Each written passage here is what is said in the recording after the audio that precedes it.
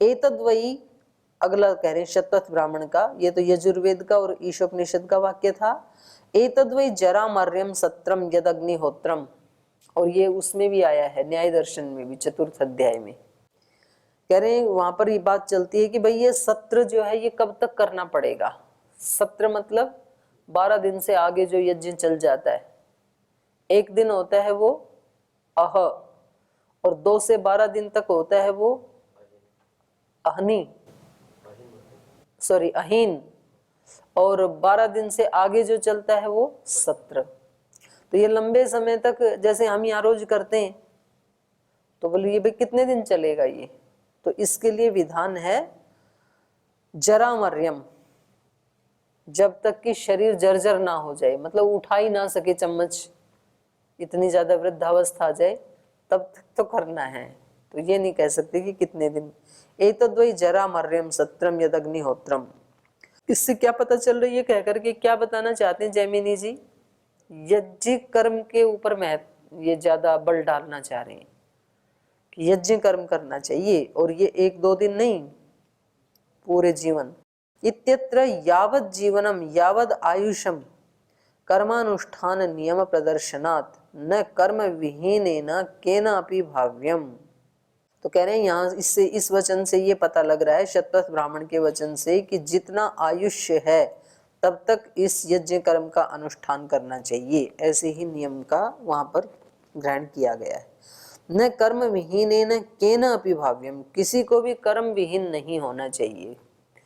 तो और कर्म से ये ले रहे हैं, यज्ञ कर्म ही ले रहे हैं। इति अनेनपि कर्मांगत्वम विद्याया सिद्ध्यति, तो इससे भी कर्म के अंगभूत विद्या है, यही सिद्ध हो रहा है। तो ये इन्होंने दूसरे सूत्र से लेकर के और 7 तक, यानी 6 सूत्रों में आक्षेप किए हैं जैमिनी जी ने, 6 दोष लगाए। ये उपासना विद्या जो है ये केवल स्वतंत्र रूप से मोक्ष की प्राप्ति नहीं करवा सकती है।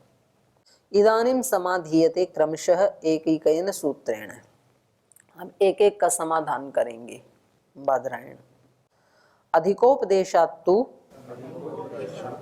बादरायणस्य एवं तद्दर्शनात्। तो कह रहे हैं अधिकोपदेशात्तु बादरायणः, बादरायणस्य, कह रहे नहीं नहीं, आप कितना भी इसका वर्णन कर रहे हैं, लेकिन अधिक उपदेश तो बादरायण के वचन का ही है। अधिकता माने श्रेष्ठता तो बादरायण के वचन के। बादरायण का वचन मतलब उपासना विद्या या ज्ञान, तो ज्ञान या उपासना की ही अधिकता है। क्यों? तद्दर्शनात्, ऐसा ही देखा जाता है। तो इसी को कह रहे हैं अधिकोपदेशात् तु बादरायणस्य। अधिकोपदेशात् को खोला, उपासना विद्यातः पुरुषार्थः पुरुष लाभो मोक्षो अमृतत्वम सिद्ध्यति इति मतम। उपासना विद्या से ही पुरुषार्थ, पुरुषार्थ को खोला पुरुष लाभ, और पुरुष लाभ को बोला मोक्ष अमृतत्वम। उपासना विद्या से ही अमृतत्व की प्राप्ति होती है। इति मतम बादरायणस्य, ये बादरायण ऋषि का मत है। तत्तु काम्य कर्म फलात् अधिकोपदेशात्, जो आपने काम्य कर्मों के वचन बताए हैं, जो उपदेश दिया है, उससे बड़ा उपदेश उपासना विद्या का होने से। कैसे है इससे बड़ा? एवं तद्दर्शनात्, ऐसा ही देखा जाता है। एवं ही तच्छ्रुतौ दृश्यते, कह रहे हैं जैसे आप दिखा रहे थे ना कर्म की महत्ता, ऐसे ही हम भी दिखा देते हैं। देखो श्रुति क्या दिखा रही है।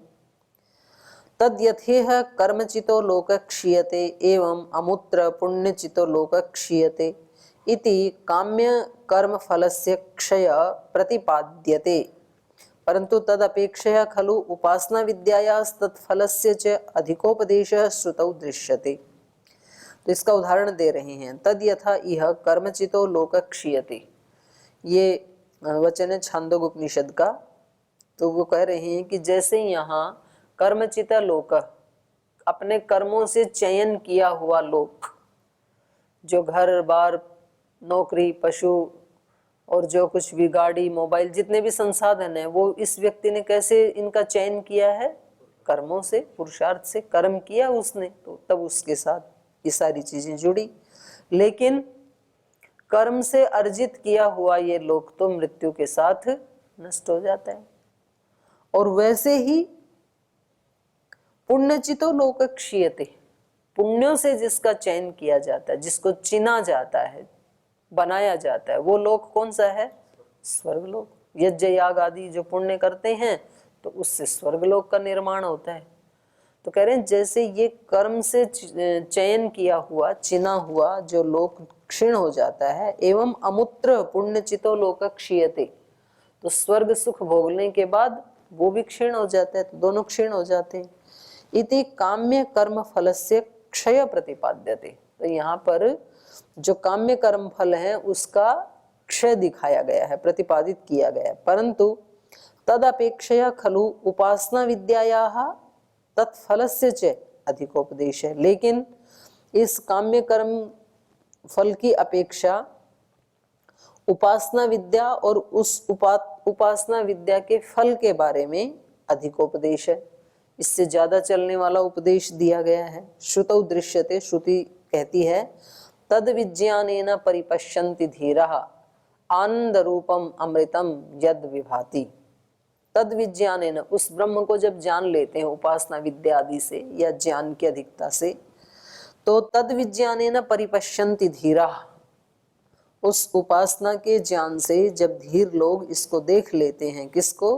आनंद रूपम अमृतम यद विभाति, जो तेज रूप है, भादीप्तौ, दीप्ति स्वरूप है, आनंद रूप है, अमृत रूप है, उसको जब ये देख लेते हैं तो वहां पर इसका फल बताया है कि वो फिर नष्ट नहीं होते हैं। ब्रह्म विद्या ही अमृतम फलम प्रतिपाद्यते, अमृत का मतलब ही क्या है? जो कभी नष्ट नहीं होता है। तो उपासना विद्या का फल क्या है? कभी नष्ट नहीं होगा। और काम्य कर्म का फल क्या है? क्षीण होगा। चाहे इस लोक में आप कुछ भी बना लो, चाहे तो आप स्वर्ग लोक में बना लो, वो तो क्षीण होगा।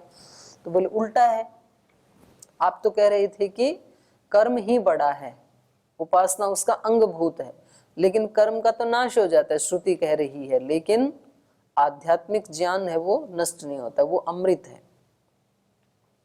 तथा च, और ऐसे ही यजुर्वेद में दूसरा वचन मिलता है, आत्मना आत्मानम अभिसंविवेश, आत्मा से आत्मा में प्रवेश करे। तो यहाँ एक आत्मा का मतलब है जीवात्मा और दूसरे का मतलब है परमात्मा। तो वहां पर बाकी तो सारी चीजें हट गई, शरीर, इंद्रियां, कर्म, पुण्य सब तो हट गए। वहां पर तो विशुद्ध रूप से आत्मा से ही उस परमात्मा में प्रवेश किया जा सकता है, सब चीजों को छोड़ के। संविशति आत्मना आत्मानम यह एवं वेद, और मांडुक्य उपनिषद का प्रमाण दिया कि जो इस रहस्य को जानता है, यह एवं वेद, जो इस रहस्य को जानता है वो आत्मना आत्मानम संविशति, बाकी के सब कर्म कांड आदि छोड़ करके आत्मा से उस परमात्मा में प्रवेश करता है। तो कह रहे हैं ब्रह्म प्राप्तिर विधीयते, तो यहाँ पर ब्रह्म की प्राप्ति का विधान किया है। और साचे ब्रह्म विद्या, वो ब्रह्म की प्राप्ति किससे होगी? ब्रह्म विद्या से होगी। अत्र कर्मणः संस्पर्शोपि न अपेक्षिता, कर्म का तो यहाँ संस्पर्श ही नहीं है, आत्मना कहा ना, तो कर्म तो सब इंद्रिय शरीर आदि से करता है, तो यहाँ तो कर्म की कोई अपेक्षा ही नहीं कि वो कर्म से या पुण्य के फल से इसमें प्रवेश करे, ऐसा है ही नहीं। यहाँ तो विशुद्ध आत्मा के द्वारा ही उस परमात्मा में प्रवेश किया जाता है, मोक्ष सुख को पाया जाता है, ये वर्णन किया गया है। अत्र ब्रह्म प्राप्ति विधीयते सच ब्रह्म विद्या अत्र कर्मणः संस्पर्शो अपि न अपेक्षितः इत्थं कर्मणः तत्फलाच्च अधिकोपदेशात् न कर्म अंगत्वं विद्याया किंतु स्वातंत्र्यमेव खलु उपासना विद्यायाः सिद्ध्यति। तो कह रहे हैं इत्थम, इस प्रकार से कर्मणः तत्फलाच्च, कर्म और उस कर्म का फल, उससे अधिकोपदेशात्, उपासना विद्या का बड़ा उपदेश होने से, अधिक उपदेश होने से, ऊंचा उपदेश होने से न कर्मंगत्वम विद्यायाः, कर्म का अंगत्व नहीं है विद्या, किंतु स्वातंत्र्यमेव, बल्कि उपासना विद्या अपने आप में स्वतंत्र है। स्वातंत्र्यमेव खलु उपासना विद्यायाः सिद्ध्यति, यही सिद्ध होता है इन सारे, मतलब ये एक एक सूत्र के उससे उत्तर दे रहे हैं अभी। जैसे दूसरे सूत्र का उत्तर दिया है ये 8वें में, ऐसे ही तुल्यम तु तद्दर्शनम, अब ये जो है इसका उत्तर दे रहे हैं आचार दर्शनात् का, जो तीसरा सूत्र था ना उसका उत्तर दे रहे हैं। यच्च आचार दर्शनम उक्तम, आपने कहा था ना कि ऐसा ही आचरण देखा जाता है, तो कह रहे हैं आपने उदाहरण दिया था जनक का और उनका अश्वपति का। जनको है वैदेहो बहु दक्षिणे नेजे यक्षमाणो वै भगवंतो अहम अस्मि इति तो तुल्यम दर्शनम उपलभ्येते, तो जैसे आपने ये दर्शन ये उदाहरण दिए थे, इनके समान ही दूसरे दर्शन भी मिलते हैं, दूसरे उदाहरण भी मिलते हैं श्रुति के, जिनमें कर्म का गंध भी नहीं है। यथा कर्मयुक्तम दर्शनम, जैसे आपने कर्म से युक्त का दर्शन जो उदाहरण दिया है, तथा कर्म त्याग युक्तम दर्शनम च उपलभ्यते, वैसे ही कर्म के त्याग का भी प्रमाण मिलता है, दर्शन मिलता है। तदह स्म एतत् पूर्वे विद्वांसो अग्निहोत्रम न जुह्वान चक्रुहु, ये कौशिक की आरण्यक का वचन है। तदह स्म एतत् पूर्वे, बोले इससे पहले, तो वहां वर्णन है तो उसके कह रहे हैं कि इससे पहले, उससे पहले प्राचीन काल में, पुरातन काल में विद्वांसः, जो विद्वान लोग थे, वो अग्निहोत्रम न जुह्वान चक्रु, वो यज्ञ नहीं करते थे, बल्कि क्या करते थे, समाधि लगाते थे, ध्यान करते थे, उस ब्रह्म में आगे प्रवेश करने के लिए वैसे मानस कर्म करते थे, अग्निहोत्र नहीं करते थे। एतम वै तम आत्मानं विदित्वा ब्राह्मणा पुत्रैषणायाश्च वित्तैषणायाश्च लोकैषणायाश्च वित्थाय भिक्षाचर्यं चरन्ति, तो ये बृहदारण्य का वचन है। वहां पर क्या कहा, तम एतम वै आत्मानं विदित्वा, उस इस आत्मा को जान करके या परमात्मा को जान करके, ब्राह्मणा जो विद्वान जन हैं वो पुत्रेषणायाश्च वित्तेषणायाश्च लोकेषणायाश्च, तीनों प्रकार की एषणाओं से व्युत्थाय, ऊपर उठ करके भिक्षाचर्यम चरन्ति, तो वो भिक्षाचर्या करते हैं।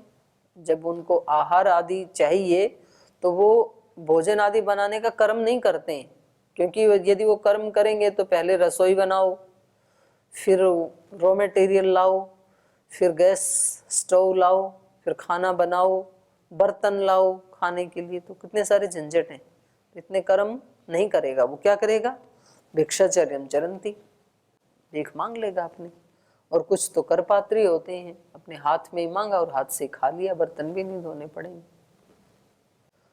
स्मृतौ अपि, तो ये तो श्रुति का वचन है और स्मृति का भी दे रहे हैं, स्मृति का ही है वैसे तो ये।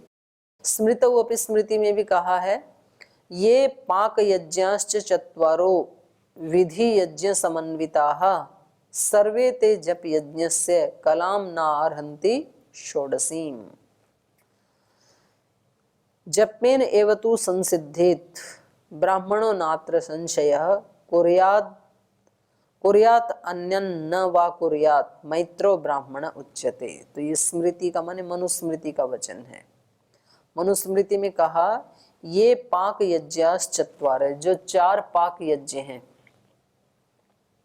विधि यज्ञ समन्विता, विधि यज्ञ मतलब जिन 5 यज्ञों का विधान किया है, 5 महायज्ञ बताए हैं ना, ब्रह्म यज्ञ, देव यज्ञ, पितृयज्ञ, बलिवैश्व देव यज्ञ और अतिथि यज्ञ, तो कह रहे हैं उनमें से ये पाक यज्ञाश्च चत्वार, 4 जो है वो पाक यज्ञ हैं। पाक यज्ञ माने जिनमें पकाना पड़ता है खाना। अग्निहोत्र करेंगे, देव यज्ञ करेंगे तो पुरोडाश आदि पकाना पड़ेगा, अतिथि यज्ञ के लिए भी पकाना पड़ेगा, पितृयज्ञ के लिए पकाना पड़ेगा, खाना खाना पड़ेगा ना। और कौन सा बच गया है, बलिवैश्व देव यज्ञ के लिए भी पकाना पड़ेगा, उनको कुछ देना पड़ेगा। तो केवल एक ब्रह्म यज्ञ ऐसा है जिसमें पकाना नहीं है, उसमें केवल उपासना करनी है ना, तो कह रहे हैं ये जो 4 पाक यज्ञ हैं, ये पाक यज्ञ चत्वारे विधि यज्ञ समन्विता सर्वे ते जप यज्ञस्य षोडशीम कलाम न अर्हन्ति। वे चारों मिलकर के भी ये जो 5वां जप यज्ञ है या ब्रह्म यज्ञ है, इसकी 16वीं कला को भी प्राप्त नहीं करते हैं। माने जप यज्ञ इतना बड़ा है कि वो चारों मिलकर के भी इसकी एक कला के बराबर भी नहीं है। 16 कला होती है ना, 16 कला पूर्णतः, जैसे 1 रुपए में 16 आने होते हैं ना, तब वो एक पूर्ण माना जाता है एक। तो ऐसे ही वहां पर उपनिषद में पूर्ण पुरुष की 16 कलाएं बताई हैं, 16 गुण। तो कह रहे हैं ये तो एक के बराबर भी नहीं है चारों मिल करके। तो कहना ये चाह रहे हैं कि उपासना विद्या का इतना ज्यादा महत्व है, इतनी बड़ी है वो कर्म से, कर्म कांड से। सर्वे ते जप यज्ञस्य षोडशीम कलाम न रहन्ति जपेन एव तु संसिद्धेत ब्राह्मणो नात्र संशय। तो कह रहे हैं ब्रह्म की प्राप्ति किससे होती है? जपेन एव तु संसिद्धेत। मनुस्मृति कह रही है जप से ही सिद्ध होता है वो। और अन्य भी कई संप्रदाय के लोग बोलते हैं, बोले भाई कलयुग में तो केवल एक ही सबसे शॉर्ट रास्ता है, जप यज्ञ, जप करते रहो। जपेन एव तु संसिद्धेत ब्राह्मणो नात्र संशय, इसमें कोई संशय नहीं है। और इसके लिए कह रहे हैं कोई करे, यदि मान लो कोई सन्यासी होकर के ब्रह्मचारी को तो करना ही होता है, कोई उपासना करने वाला व्यक्ति यदि कर्म करना चाहे तो करना चाहे तो कर भी ले, कोई मनाही भी नहीं है। कुर्याद अन्य न वा कुर्याद, तो बोले उसके लिए जो जप यज्ञ करने वाला अन्य व्यक्ति है उसके लिए ये कहा कुर्यात न वा कुर्यात मैत्रो ब्राह्मण उच्यते। वो ब्रह्म का मित्र ही कहा जाएगा, ब्रह्म का मित्र बन ही जाता है, चाहे वो कर्म कांड करे चाहे ना करे। तो ये इन्होंने तीसरे का खंडन किया। अब चौथे सूत्र का खंडन कर रहे हैं। इन्होंने श्रुति का प्रमाण दिया था ना, तच्छ्रुते है, तो उसके लिए कह रहे हैं असार्वत्रिकी। वो जो आपने श्रुति का प्रमाण दिया था वो श्रुति सार्वत्रिक नहीं है, सार्वभौम नियम नहीं है। वो केवल गुरुकुल में पढ़ने वाले विद्यार्थी के लिए कहा है कि भाई इतने दिन विद्या पढ़ी है गुरु से, तो पहले इनका जो कुछ बचे हुआ काम है वो करके फिर जाना। तो सबके लिए नहीं कहा है, और वो कोई मोक्ष के लिए नहीं कहा गया है। वो विधान कोई मुमुक्षु के लिए थोड़ी किया गया है कि भाई आप पहले यज्ञ करके फिर मुमुक्षा करना, ऐसे थोड़ी कहा है। यच्च तच्छ्रुतेश्च या श्रुति उदाहृता यदेव विद्यया करोति श्रद्धयोपनिषदा तदेव वीर्यवत्तरम भवति, ऐसे जो कहा था वहां पर इति एषा श्रुति न सार्वत्रिकी। तो वहां पर जो आपने कहा था कि भाई जो ये व्यक्ति पढ़ लिख चुका है, स्नातक हो गया है, तो जो भी कर्म करे वो कैसे करे? श्रद्धा से करे, उपासना से करे, सद्भावना से करे। तो एक तो ये तो उस कर्म को श्रेष्ठ बनाने के लिए कहा जा रहा है कि बिना श्रद्धा के ना करे। दूसरा, इति एषा श्रुति न सार्वत्रिकी, ये कोई सार्वत्रिक श्रुति थोड़ी है, किंतु सा खलु उद्गीत प्रकरणी का अस्ति। तो उद्गीत उपासना करने वाले जो उद्गीत प्रकरण में जो ये वचन कहा है, तो ये केवल उन ब्रह्मचारियों के लिए है जो उद्गीत उपासना करते हैं। तो भाई तुम केवल उपासना मत करना, गुरु के प्रति जो कर्तव्य वो भी पूरा करना। न ब्रह्म विद्या प्रकरणी का, उद्गीत प्रकरणी का है वो, ब्रह्म विद्या प्रकरणी का नहीं है ये श्रुति। तस्माद विद्या न कर्मांगम, इसलिए ज्ञान जो है वो कर्म का अंग नहीं है, अंगभूत नहीं है, बल्कि स्वतंत्र है। उद्गीत प्रकरणिका में केवल उपासना के बारे में कहा है, तो वो उपासना कैसे करनी, उपासना और कर्म दोनों के बारे में कहा है उद्गीत उपासना वाले में। तो वो कैसे करना चाहिए? तो बोले भाई श्रद्धा भक्ति से करना ये कर्म। और जो ब्रह्म विद्या प्रकरणिका है उसमें केवल ब्रह्म प्राप्ति की विद्या के बारे में वर्णन है, तो वो सार्वत्रिक नहीं है ये श्रुति, ऐसा इनका कहना है। विभागः शतवत् अब अगला जो इन्होंने कहा था समन्वारंभणात् की भी दोनों के मेल से ही मोक्ष की प्राप्ति होती है, तो उसका खंडन कर रहे हैं। यच्च उक्तम समन्वारंभणात् तम विद्याकर्मणि समन्वारभेते, विद्या और कर्म का संयुक्त रूप से वहां पर वर्णन किया है फल देने में। तो कहा तयोः विद्याकर्मणो विभागो वेदितव्यः फलावाप्तौ, फलौ आप्तौ, फल की प्राप्ति में विद्या और कर्म का वहां पर विभाग करके बताया, ऐसा जानना चाहिए। माने उपासना को गौण करने के लिए कहा, ऐसे थोड़ी है वहां पर वर्णन, बल्कि दोनों का ही 50-50% महत्व है, ये कहा है वहां पर। यदा विद्या व कर्म समन्वारभते तदा किमपि फलम विद्या निर्वर्तयति किमपि च फलम कर्म साधयति देहपात अनंतरम। बोले वहां पर जो कहा है कि भाई समन्वय से फल मिलता है, तो उसका मतलब ये है कि शरीर पात के बाद, शरीर की मृत्यु के बाद जो सुख दुख मिलेंगे, तो उसमें कुछ भाग तो ज्ञान का होता है और कुछ भाग कर्म का होता है। कैसे? विभागशः खलु फलम अनयोर भवति, दोनों का विभागशः फल होता है। कैसे? शतवत, सूत्र में जो कहा ना शतवत, 100 के समान। कैसे? यथा ही शतम देयम, मान लो किसी को 100 रुपए देने हैं और लेने वाले कोई 2 व्यक्ति हैं, तो क्या करेगा? कस्मैश्चित 50 कस्मैश्चित च 50 इतिवत विभाग, तो विभाग करके दोनों को 50-50 दे देगा। तो ऐसे ही यहाँ पर ज्ञान और कर्म का 50-50% रोल रहता है जो सुख दुख हमें मिलते हैं, और कर्म भी ज्ञान पूर्वक ही होते हैं। कोई भी कर्म व्यक्ति करेगा तो उसको पहले उसका ज्ञान तो होना चाहिए ना, तो ज्ञान तो वैसे भी मुख्य हो गया। यदि ज्ञान नहीं है, किसी भी डॉक्टर को ये ज्ञान नहीं है ऑपरेशन कैसे करूं, तो ऑपरेशन कैसे करेगा? पहले तो ज्ञान होना चाहिए उसका। किसान को ये ज्ञान नहीं है कि खेत में कटाई कैसे करूं, तो कटाई करेगा कैसे? कोई यज्ञ याग करने वाले को ये ज्ञान ही नहीं है कि करना कैसे, क्या क्या विधि है, तो वो विधि करेगा कैसे? पाचक को ज्ञान नहीं है कि पकाऊं कैसे, तो पकाएगा कैसे? तो ज्ञान तो होना ही चाहिए। अब दोनों का फल है ना, इन्होंने तो गौण कहा था ना, अंगभूत बोला ना विद्या को, तो बोले अंगभूत तो नहीं है। जो आपने कहा इससे भी क्या पता लग रहा है, इस वाक्य से भी 50-50% है दोनों का। वचनम ही एतत् कर्म फल हेतुकम इति, बस ये कहना चाह रहे हैं कि कर्म फल में ये दोनों हेतु बनते हैं, उपासना भी और कर्म भी। आगे कह रहे हैं अध्ययन मात्रवतः, तो ये जो इन्होंने कहा था ना तद्वतो विधानात्, विद्या वालों के लिए भी विधान किया गया है इस सूत्र में, 6ठे सूत्र में, कि भाई वहां पर कहा है कि आचार्य कुल से वेद को पढ़ करके और फिर गुरु के प्रति जो बचे हैं कर्म उनको पूरा करे। तो कह रहे हैं वो क्या है?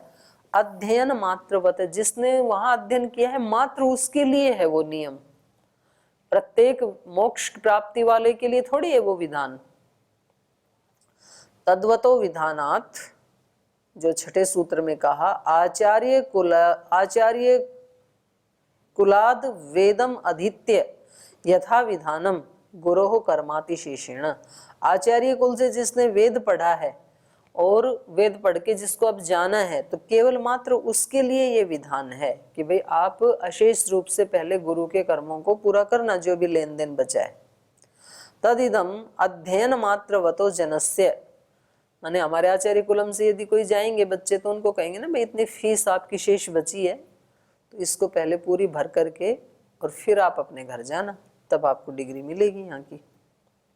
तो ये तो उनके लिए विधान है केवल, जिन्होंने अपने कर्म पूरे नहीं किए।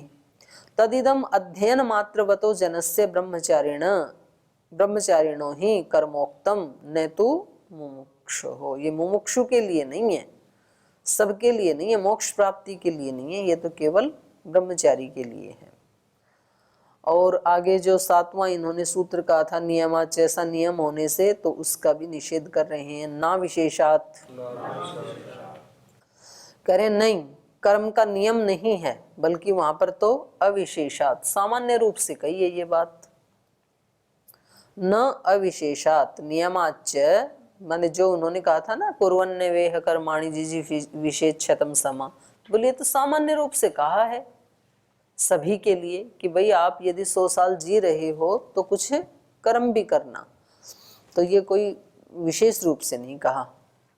नियमाच यद्यपि, जो आपने नियमाच से कह करके खंडन किया था और जो आपने प्रमाण दिया था कुर्वन्न वेह कर्माणि, इसका इत्यादि नियमेन समस्त आयुषी यत् कर्मानुष्ठानम उक्तम तदपि न विद्यायाः कर्मंगत्वम साधयति।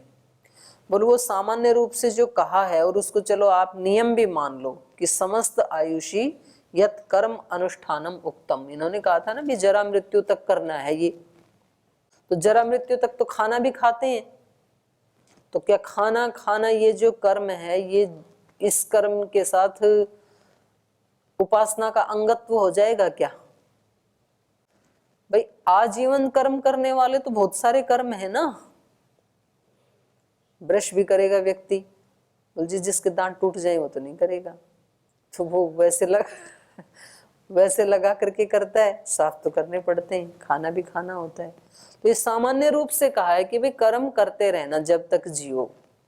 इत्यादि नियमेन समस्त आयुषी यत् कर्म अनुष्ठानम उक्तम, इस नियम से जो सारी आयु जीवन भर कर्म के अनुष्ठान के बारे में जो कहा है, तदपि न विद्यायाः कर्मंगत्वम साधयति, तो इस वचन से भी विद्या का के कर्म के अंगत्व को सिद्ध नहीं करती ये उक्ति। इससे उपासना विद्या कर्म का अंगभूत है ये सिद्ध नहीं होता है। कुतः अविशेषात तत्र न ही विशेषण कर्म अनुष्ठान विधानम, वहां पर विशेष रूप से किसी कर्म के अनुष्ठान का विधान नहीं किया है। यत विदुषा विद्यावता वा कर्मानुष्ठेयम तत्तु सामान्येन विधानम अविदुषा अविद्यावता अपि कर्मानुष्ठेयम, मतलब वहां पर ये केवल ज्ञान वाले जो हैं या जो विद्यावान हैं या जो उपासना करते हैं उनके लिए थोड़ी ये नियम बनाया है कि भाई जो भी विद्यावान हैं वो सब कर्म का अनुष्ठान करें, ऐसा नहीं है वहां पर।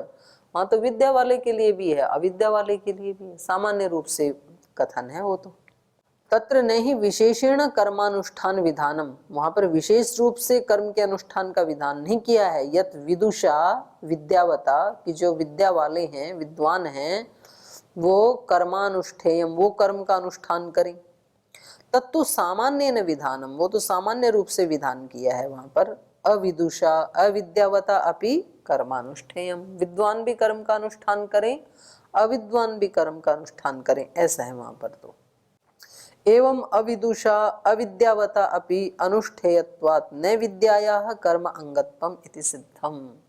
तो जब दोनों के लिए समान विधान है तो इस वचन से ये कर्म का अंगत्व सिद्ध नहीं होता है, विद्या कर्म का अंगभूत है ये सिद्ध नहीं होता है। तदेव पूर्वगतम समाधेयम वृत्तम युक्त्यंतरेण समाधीयते। पूर्वगत सूत्र मतलब इससे पहला अध्ययन मात्रवतः जो खंडन किया था इन्होंने कि भाई वो केवल अध्ययन वाले के लिए विधान है, तो उसको यहाँ दूसरी युक्ति से उसका समाधान कर रहे हैं। स्तुतये अनुमतिर्वा,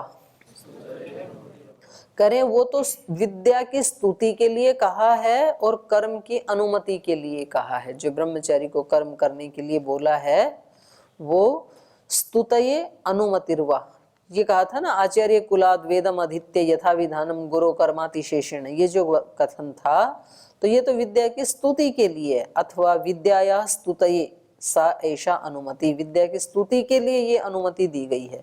और कर्मानुष्ठान से यावत जीवनम विद्वान से विद्यावंतम प्रति मंतव्या, और कर्म के अनुष्ठान का यहाँ पर अनुमति दी गई है कि भाई जब तक जिए विद्या वाला, विद्यावंतम प्रति विद्यावान के लिए ज्ञान की स्तुति के लिए अनुमति दी है और कर्म के अनुष्ठान के लिए अनुमति दी है। न कर्म लिप्यते नरे, क्यों?